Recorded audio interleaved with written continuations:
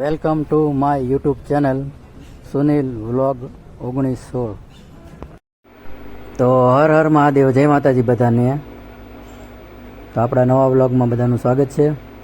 તો ભાવનગરના અદેવાડા ગામમાં માલેશ્રી નદીના કાંઠે ઝાંઝરિયા હનુમાનજીની જગ્યા આવેલી છે. આ જગ્યાએ હનુમાનજી જાતે ચાલીને આવ્યા હતા અને એના પગમાં ઝાંઝરી બાંધેલી હતી.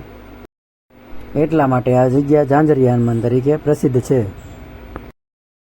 આ જગ્યાએ અચાનક જ શિવકોરબાને પ્રસૂતિની પીડા થઈ હતી અને કારતક સુદ મંગળવારને પૂનમના દિવસે પુત્રનો જન્મ થયો હતો. તે પુત્ર બીજું કોઈ નહીં, સાક્ષાત બજરંગદાસ બાપા હતા.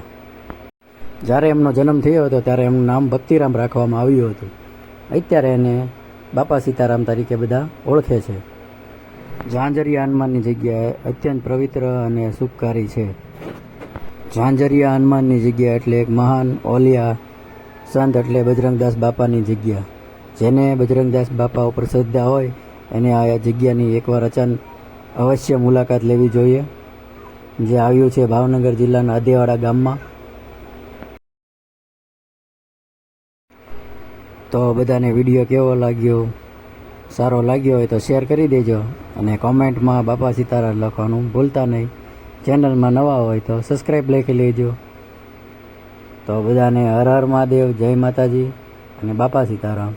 તો ફરી મળીશું આપણે નવા બ્લોગમાં નવા ધાર્મિક સ્થળ સાથે.